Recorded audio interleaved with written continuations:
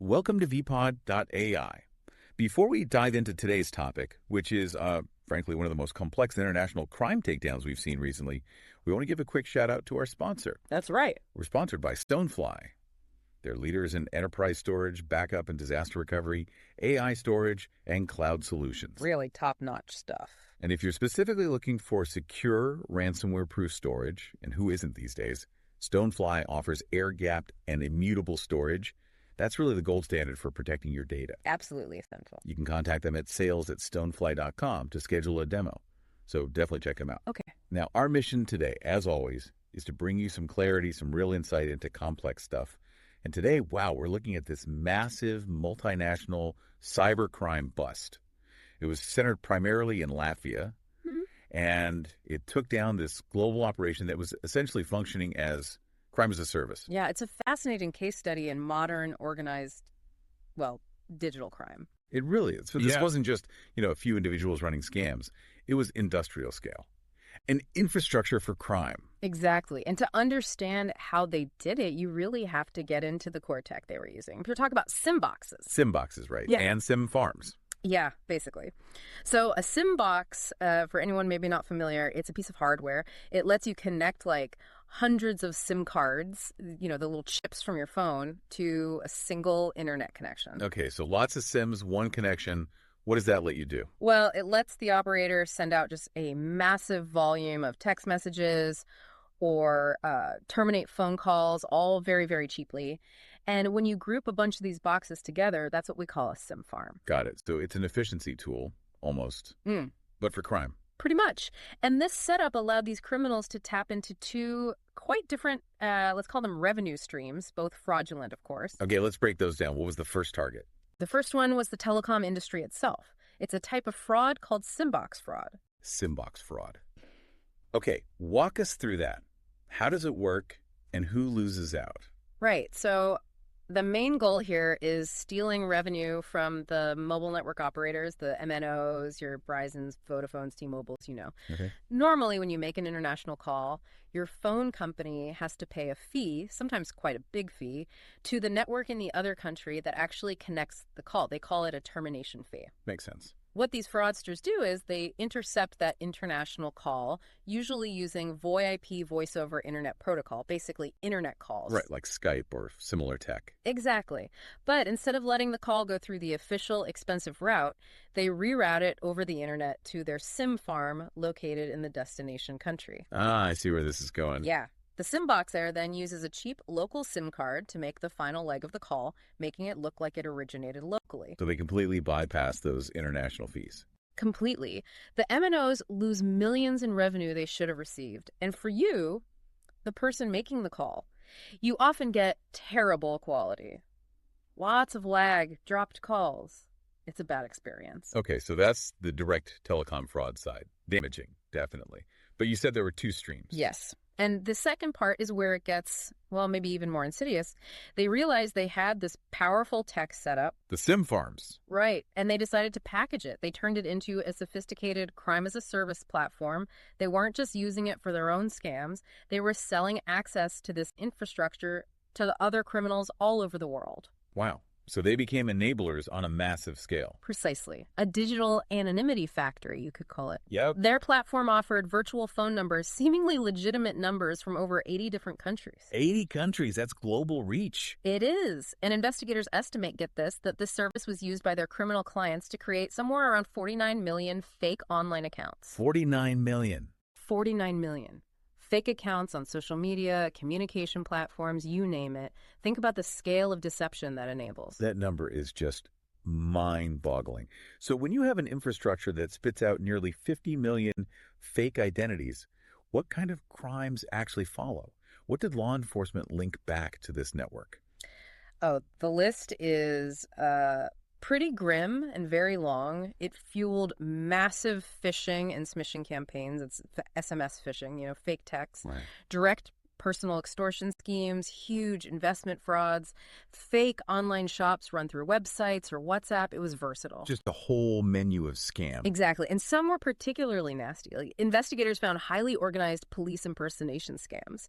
They noted these often specifically targeted Russian speakers. How did those work? The criminals would actually pose as police officers, sometimes even showing up in person with, like, fake IDs to demand money from victims. Really brazen stuff. Unbelievable. And beyond just the financial crimes, this network's tendrils reach even further. It was implicated in supporting migrant smuggling operations. Yeah. And, disturbingly, also linked to the distribution of child sexual abuse material. So really the darkest corners of online crime were using this service. That's deeply disturbing. When a criminal network gets this big, this complex, this international, the response has to be just as coordinated. Right? Absolutely. You can't fight this locally. And that's where Operation Sim Cartel comes in. It climaxed around October 2025. This wasn't just Latvia acting alone. Who was involved? It was a major international effort. You had authorities from Austria, Estonia, Finland, and of course Latvia all working together. Okay. And crucially, they had support from Europol, that's the EU's law enforcement cooperation agency, and Eurojust, which handles the judicial cooperation side. Eurojust. What was their role exactly? They were key. Eurojust actually funded something called a Joint Investigation Team, or JIT. That's a legal framework that lets national police and prosecutors effectively merge their investigations, share evidence seamlessly across borders. It's vital for cases like this. Makes sense. You need to break down those jurisdictional walls. So this big coordinated push. Yeah. What were the results on the ground? Did they make a dent? Oh, definitely. The impact was immediate and measurable. They quickly identified over 3,000 victims, about 1,700 in Austria, at least 1,500 in Latvia, and likely many more elsewhere. And the financial losses? The initial estimate, just from those identified victims, was over 5 million euros. So somewhere between, 5.2 and 5.8 million US dollars. And that's probably just the tip of the iceberg. Significant figures. What about arrests? Did they get the organizers? They arrested 7 suspects initially. 5 of those arrests happened in Latvia itself. And yes, that included the person they believe was the main organizer. Any background on this alleged organizer? Interestingly, yeah, this individual wasn't unknown to law enforcement. They had apparently been investigated previously in Estonia for, get this, arson and extortion. Huh. Seems like they graduated to a different kind of crime. Much more high-tech kind, yeah. And taking down the actual infrastructure, the sim farms themselves. That must have been a huge operation. It was massive. They carried out 26 different searches across locations. And look at what they seized. 1,200 SIM box devices. 1,200? Yeah. 40,000 active SIM cards just sitting there, ready to be used for fraud. 30,000? 5 critical servers, which were basically the digital brain of the operation. They also froze over 700,000 euros in cash and assets. Any flashy criminal assets? Oh, yeah. 4 luxury cars were seized, too, presumably bought with the profits. Right. And crucially, what about their online presence? How they advertise this stuff?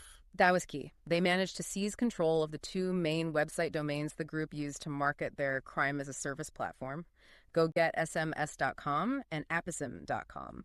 Cutting those off was vital to stop new customers. Okay, so big bust. Assets seized, suspects arrested.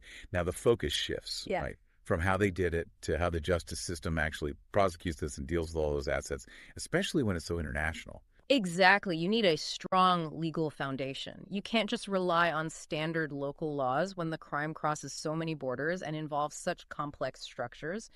We need to look at the Latvian criminal code here to see how they handle this. Right, because the crime might physically happen in Latvia with the servers, but the victims could be anywhere, and the criminals might not even be Latvian. How does jurisdiction work? That's the first hurdle, isn't it? The Latvian code actually anticipates this. It covers obvious cases, like Latvian soldiers abroad, but crucially, for something like this Kafia's operation, it explicitly covers foreigners who don't have permanent residence in Latvia who commit serious or especially serious crimes outside Latvia. Wait, outside Latvia? Yes, if those crimes were directed against the Republic of Latvia itself or against the interests of its inhabitants. Okay, so running a massive fraud infrastructure from Latvian soil, even if the victims are abroad, harms Latvia's interests and integrity. Precis. It undermines their systems, their reputation. So jurisdiction is usually quite clearly established in these cases. Okay, jurisdiction established. Then comes proving guilt. And you mentioned intent is key here. Latvian law apparently makes a distinction. A very important one, yeah. Between 2 types of intent. It's quite nuanced. What are they? First, you have direct intent. That's probably what most people think of as intent. The person knew they were doing something harmful, and they actively wanted the harmful consequences to happen. Like, I want to steal that person's money, so I trick them. Yeah. Simple enough. Exactly. But then there's indirect intent, and this is often more relevant for these kinds of service provider criminals, the ones running the platform. Okay, how does indirect intent work? With indirect intent, the person was, again, fully aware of the harm their actions could cause. They foresaw the likely consequences, like they knew that selling access to a sim farm platform would absolutely lead to people committing fraud and theft. Right, it's obvious. Yeah. And crucially, even if they didn't specifically desire that Mrs. Jones in Austria gets phished, they knowingly allowed those consequences to happen simply by continuing to run their criminal business. They saw the risk, they knew the outcome, and they proceeded anyway. That seems like a critical distinction. But is it hard to prove? Couldn't the operators of, say, GoGetSMs.com just claim they were offering a neutral technology service and didn't know how it would be used? They could try, sure, but that's where the evidence comes in. If the service is explicitly advertised on dark web forums for illegal purposes, if the sheer volume of fake accounts created points to obvious illicit use, Right. then it becomes much harder to argue ignorance. The law focuses on whether they knowingly allowed the foreseeable, almost inevitable consequences of making that service available. It's about that conscious acceptance of the likely harm. Okay, that makes sense. Now, shifting gears slightly within the legal framework, what happens if the laws themselves change? Say, while someone involved in this is awaiting trial or even after they're convicted, Latvia has a specific rule about retroactivity. It does, and it follows a principle that's quite common, actually. It's about fairness. Basically, laws that are beneficial to the accused, maybe they reduce the punishment for the crime or even decriminalize the act altogether, those laws do apply backwards. They have retrospective effect. So if the penalty for Sandbox fraud was lowered after someone was convicted, their sentence might be reduced. Potentially, yes. The beneficial change applies. However, the reverse isn't true. Meaning? Laws that create a new criminal offense or that increase the punishment for an existing one do not apply retrospectively. You can't be punished more harshly based on a law passed after you committed the act. It's a fundamental protection. Got it. Principle of fairness. Now, let's go back to the structure of the crime. You mentioned these weren't just individuals. Often, organized crime uses companies, legal entities, shell corporations. Absolutely. To manage assets, launder money, provide a veil of legitimacy. So how does the Latvian legal system target the organization itself, not just the people running it? Can you punish a company? Yes, you can. The law has specific coercive measures for legal persons. Think of it as corporate liability for criminal acts. And what triggers these measures? They can be applied if a crime was committed either in the interest of the company or for its benefit, or even if the company was used to enable the crime. Okay. And what can the state actually do to the company? Is it just fines? Oh, it goes much further than fines. One of the most severe measures is liquidation. Liquidation, Yeah. like dissolving the company entirely. Exactly. Compulsory termination. This can happen if the company was basically set up specifically for criminal purposes, or if it was used to commit a serious or especially serious crime, like this large-scale fraud. And what happens to the company's assets if it's liquidated this way? This is key. All of its property is alienated, meaning transferred to the state. No compensation paid. It's a way to completely dismantle the criminal enterprise structure. Wow. What are the other measures short of full liquidation?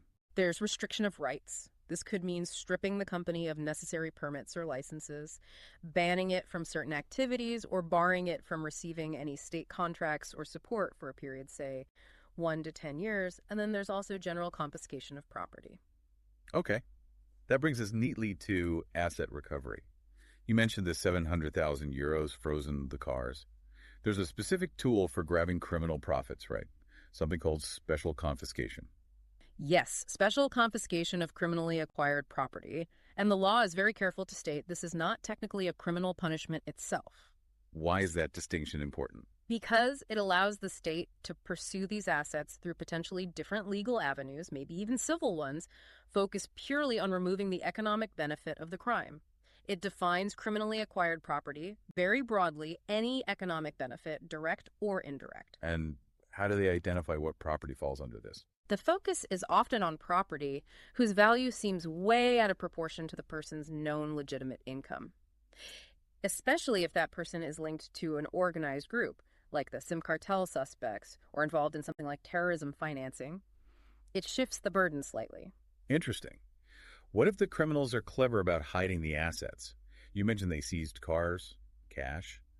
What if they'd already spent the money? or hidden it really well. Say they bought a yacht and then deliberately sank it. The law anticipates that too. It explicitly says that if the actual property has been destroyed, sold off, hidden, disguised, whatever, the state can still recover its value. So they can go after other assets owned by the criminal up to the value of the hidden or destroyed property. Exactly. They can't just make the proceeds disappear. And it gets even more aggressive. How so? The properties subject to this special confiscation can sometimes include assets held jointly with a spouse, or even property belonging to someone who just lives with the perpetrator in a permanent joint household. Really? Even if the spouse or partner wasn't involved in the crime? Yes, unless that other person can definitively prove that their share of the property was acquired totally legitimately with their own clean money. It makes it incredibly hard to shield criminal gains by putting them in a partner's name or mixing them with household assets. That's a powerful tool against money laundering within families. It has to be, to counter sophisticated criminal finances. This whole deep dive really underscores the constant cat and mouse game, doesn't it? You have these incredibly sophisticated, tech-driven criminal models like crime as a service popping up. Yeah, leveraging global networks, anonymity. And then you see the legal system trying to adapt, creating these nuanced tools, indirect intent, corporate liquidation, special confiscation, just to keep pace and effectively prosecute and dismantle these operations that don't respect borders. It's a constant evolution. The response has to be as sophisticated and as international as the threat itself. These legal mechanisms aren't just, boring legal details. They are the fundamental weapons states use to fight back against modern organized crime that hides behind technology and corporate structures. Absolutely. Well, as we wrap up, we always like to leave you, our listeners, with a final thought to chew on, something that maybe extends from our discussion. Okay. We talked about retroactivity, how laws usually don't apply backwards if they increase punishment. But the Latvian criminal code, like many legal systems, carves out a profound exception. It states that for certain, truly monumental crimes, Which ones? crimes against humanity, crimes against peace, war crimes, and genocide, criminal liability applies irrespective of the time when such offense was committed. No statute of limitations. Exactly. It's a stark, powerful reminder that for the most severe atrocities humanity can inflict, the passage of time offers no escape from accountability. Justice in those cases has a very long memory. A sobering but important principle. Indeed. Thank you for joining us for this deep dive. And a final reminder that our show is sponsored by Stonefly. Great sponsor. Leaders in enterprise storage, backup and disaster recovery, AI storage, and cloud solutions. If security is top of mind, remember they offer air-gapped and immutable storage essential for ransomware protection. Definitely worth checking out. You can contact them at sales@stonefly.com to schedule a demo. Thanks for listening, and we'll see you for the next one.